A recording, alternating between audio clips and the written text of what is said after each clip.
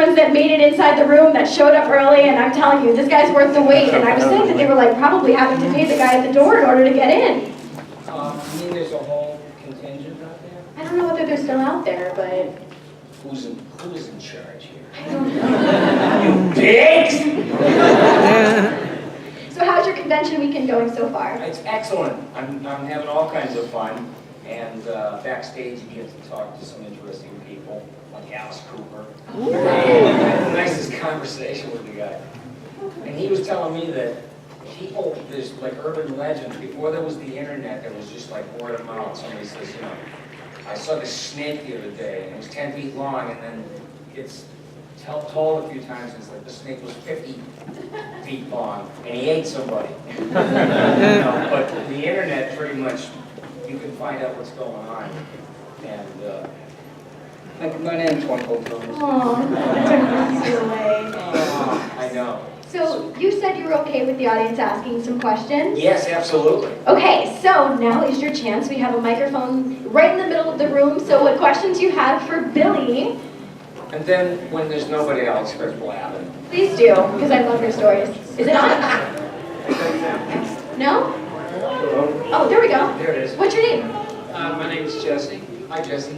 Have you been approached to do any voices on Rick and Morty? I don't know. There's somebody on there that wanted me to come on, and I just haven't heard anything yet. But you know what happened is John DiMaggio was talking to the guy that produces it's Adventure Time. And they invited me to come in, and we were kind of reprising our Futurama roles as other characters. And I was doing the voices, and you know, and I said to the guy, "Are you sure you want to do this?" You know, so if you go back and watch that episode, it sounds like a reunion, me and John, because there's like a Bender character. Thank you for your question. Thank you. Hi, I'm Carly. Hi. I was just wondering if Futurama had done a Star Wars episode like Family Guy had, who do you think would play who's name? Gosh, God, I don't know. I mean, I don't know. Katie would be Princess Leia. Don't you think? And Fry would have to be Luke Skywalker. And Zoidberg would have to be Yoda. Hungry I am.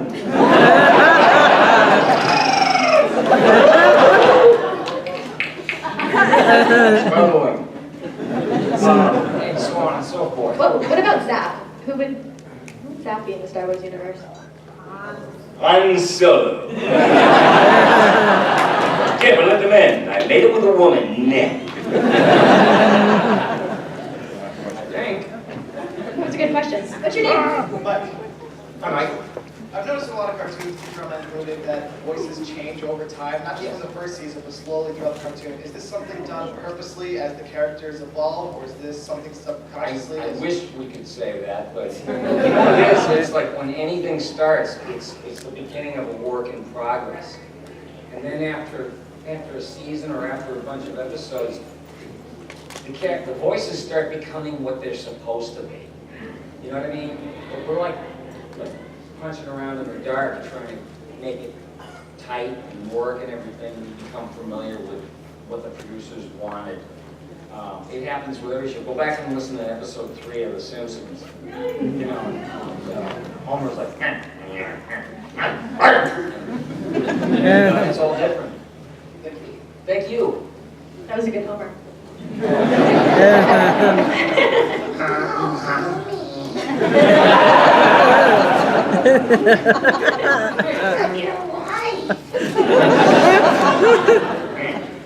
What's your name? My name's Anthony. I was wondering how much you know or what you're allowed to talk about your upcoming project with Matt Groening on Netflix. Well, I tell you that I'd have to have a gun for lunch. No, he's got a new show. What do you think this is, Phoenix?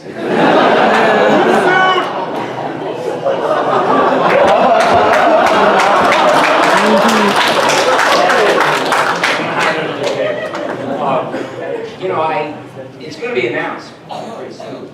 And it's Matt's new show. I've been working with John DiMaggio on it. So All the Marsh is, you know, it's interesting meal, so it's pretty fun. It's, I mean, it's is it going to be like a reunion of Futurama writers too? yeah, I've seen them. I've seen them. And I'm gonna start like lobbing out stupid little stuff because you know what they do? They hear everything you say and it'll wind up in an episode. I'm a wise ass and I'm always wise assing around, you know. And I'm the one that, you know, I see a script and it says, I don't know what script it is. Oh, Billy West. And then I go, Billy West, what kind of a phony, fake, made-up name is that? You know, I said it as me, I didn't say it like Fry, but when you look, you know, it's like 2 years, 3 years later, 4 years later, it winds up in the script. And I wasn't ready for it, I was like, you know, they just knocked me on my ass about in Futurama. Sure thing. Is there a Frank says name for that the Billy show? listening. The Netflix show? Well, yeah. But it's a different story, I can't tell you. Gotcha. You know, it's fun to not know everything that's going to happen always. Isn't that really fun? Oh, wait. Yeah, oh, you're a liar. Busybody. But I love it. What's your name? I'm Kim. Hi. So my question is that since you were like 2/3 of the like original Nicktoons when they first came out, what was your favorite Nicktoon to play like your entire time there? You know what? I was looking for work, and I was working in radio still in New York City with Howard Stern. Hey, Robin, he just farted. The Idiot's Guide to the Stern Show. But I was auditioning for a lot of stuff at the time. Nickelodeon announced that they were going to have a 3-cartoon Sunday morning block. See, this woman, Jerry Laybourne, she was kind of visionary, you know. She had a plan that she wanted to have cartoons on Sunday mornings. Anything the networks were doing, she wasn't going to do. Yeah. It's going to be all, you know, all alternative. And there were 3 shows in that block, and I auditioned for 2 of them, and I got some good parts on them. And Hurricane Charlie Ren in Central Stimpy. Florida. That was The crazy night of the because it Foster was part, Center it was match supposed to be for part of another show Yeah. called The Your Gang. And that's what John Christopher Lucy was pitching to Mary Harrington and Vanessa Coffey at Nickelodeon. Vanessa Coffey was like, I don't know about the rest of these characters, but this should be the show. You know, and they were in a corner, you know, just like looking like them. And so that became the show, and I remember John Kay wanted me to audition for it. And I was originally supposed to do both voices, but, you know, he decided he was going to do Ren, and I didn't give a fat frog's ass. I loved working. I just was so happy to have a job. But then he, you know, he and Nickelodeon were hammering away at each other, and so they were saying, who are we going to get to do the Ren voice? You know, and it was like somebody said, wasn't he supposed to do it? He's supposed to, you know, because my audition tape of both voices sold the show. You know, and he came out of there, congratulations, what you did just did, you know, sold the show. And I said, great, you know, I mean, I was very, like, candid, you know, I was like, wow, you know, everything was wow. You know, and they looked at old bitter.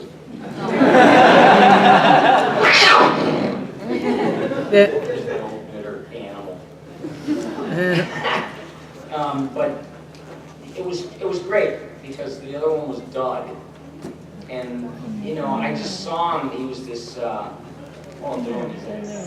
painfully shy 11-and-a-half-year-old, and this is my dog Pork Chop.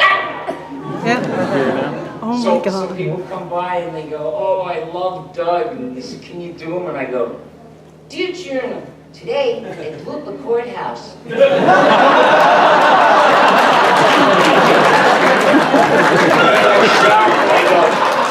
He's older now. You know, you would think you don't know how they're going to turn out. It's Roger. And now Roger's the judge. God, Blooper Courthouse, you kill me, funny.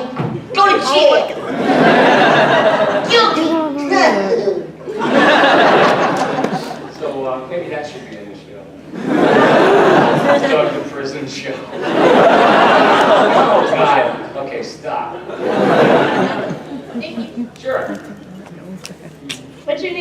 Joey.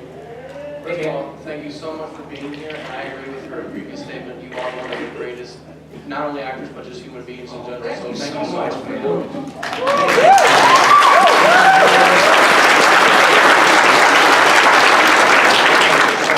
So this is kind of burning in my head all day, and I think it would be kind of funny if you did it. I would want to hear a conversation between Farnsworth, Professor Farnsworth, and either Ren or Stimpy.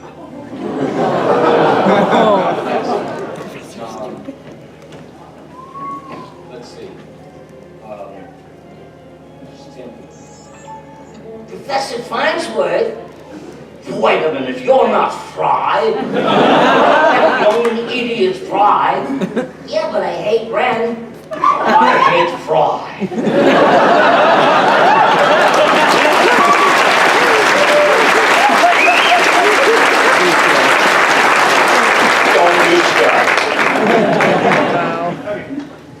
I was wondering, when someone calls you on the phone, do you ever answer as like the different character? Like, do you ever answer as Brian, hi, or is that Brannigan, or? I used to do that stuff, and I don't do it anymore because I come home when there were answering machines, and I'd say, "Hey man, I get 16 calls."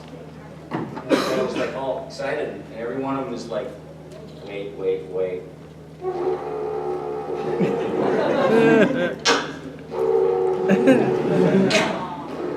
Because those people listening to the answering machine message and hanging up.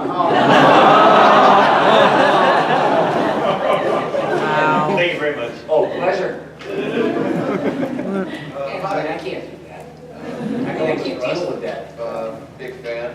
Going into voice acting sometime in the future, hopefully. All right. Big role model for me. We're saving a seat for you. Oh, thank you. I wanted to ask, since you've been doing this for like a huge part of your life, since Howard Stern, Nickelodeon, and still today, how stressful of a job is voice acting?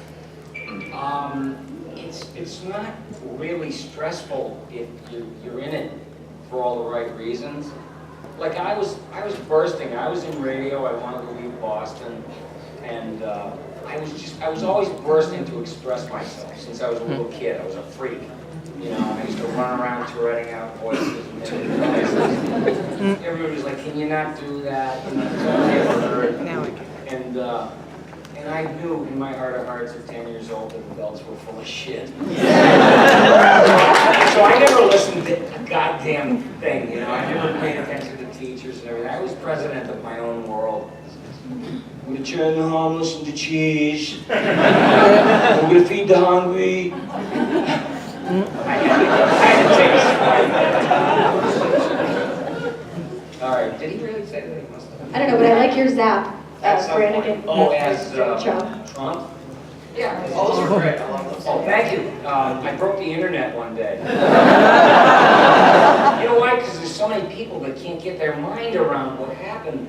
And this was like a way to sort of process it in a surreal fashion where Zap, Trump quotes coming out of him sounds like they were written for Zap. It's like the real Trump quote was like, "I pay my wife $1 a year and all the dresses she can buy."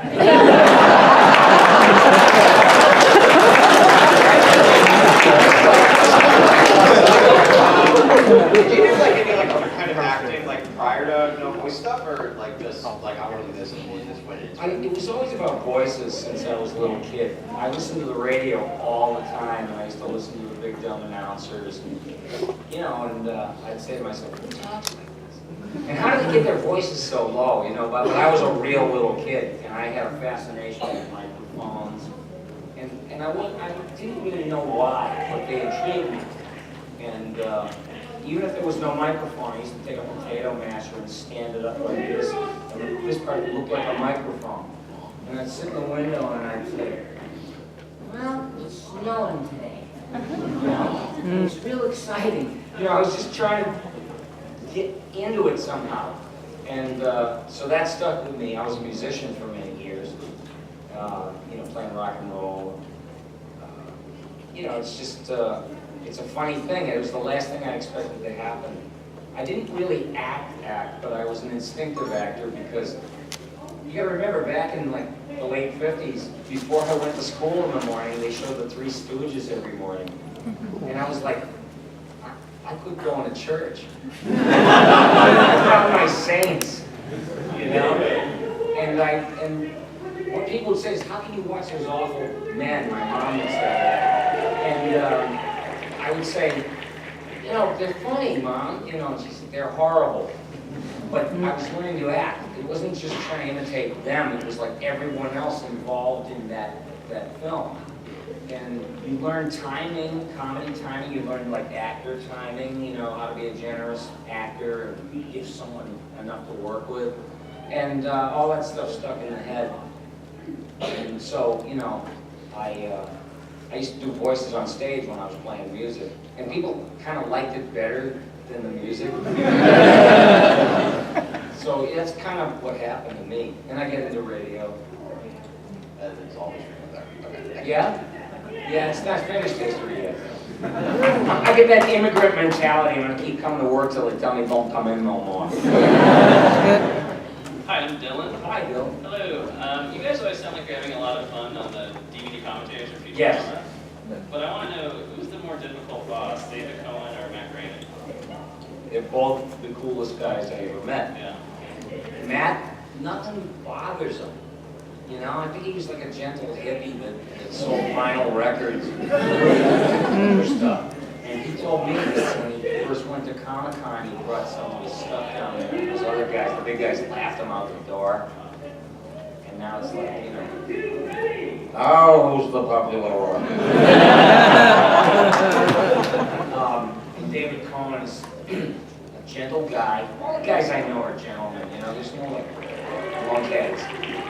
And he is a great director.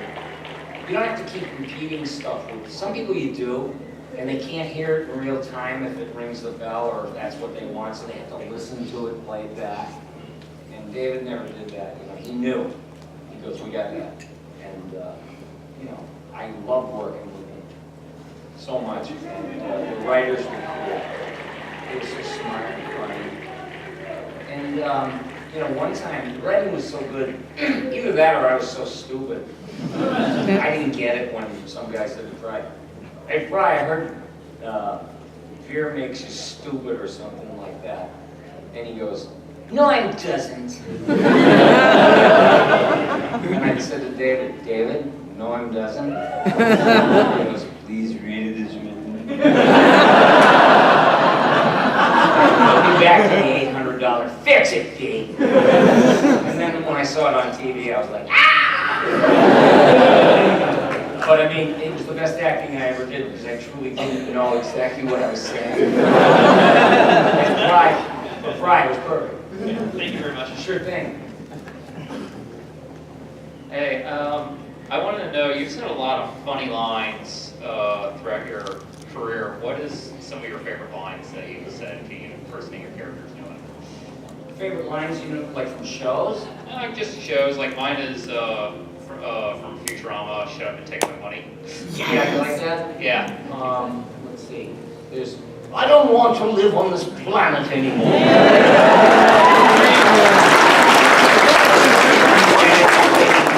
It rings true to me. And I was at a hotel like before I left Los Angeles. I needed to stay overnight, so I didn't actually get to the airport because it's so crowded. And I called for room service. I just wanted to get like, you know, a cheesecake or something. And the woman that answered the phone, I said, hi, I'd love to get something for my room. And she goes, sorry, that's a no credit floor. I had no idea. And I go, you know, I used to live on this planet called Earth. And everything was different there. I couldn't understand. And that's happening a lot lately. Is it me or probably part of it, but you know what I mean? It's just like, and then when I was checking out of the hotel, what did the woman say? Do you have any questions before you leave? Again, I used to live on this planet. Yeah, so, thank you. Sure. What is a no credit floor? What does that even mean? I don't know. Does anyone know what it means? I'll have to look it up on the internet if some other poor schmo had to go to that. No Hi. credit floor. My name is Sam. Hi, Sam. Actually, my boyfriend is a huge fan. His name is Jake. Hey, man. Yeah, so I guess I just want to ask you, what was your very first job? First job? Yes, ever. What, in real life? Yes, ever. If you can remember. I worked, when I was 14 or 15 years old, I worked at the YMCA in West Roxbury, Massachusetts. Yeah, Did you it's like just it? raking leaves, power mower, you know. Did you like it? Buffing floors. There's a way, there's a thing, I don't know if you ever tried to use a buffer before, there's this trick that you have to like balance it and it sort of floats and it buffs the floor. But if you think you're gonna dig into that floor and turn it on, it'll spin you around.